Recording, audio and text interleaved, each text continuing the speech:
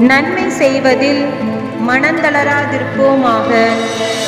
நாம் தளர்ச்சி அடையாதிருந்தால் தக்க காலத்தில் அறுவடை செய்வோம்.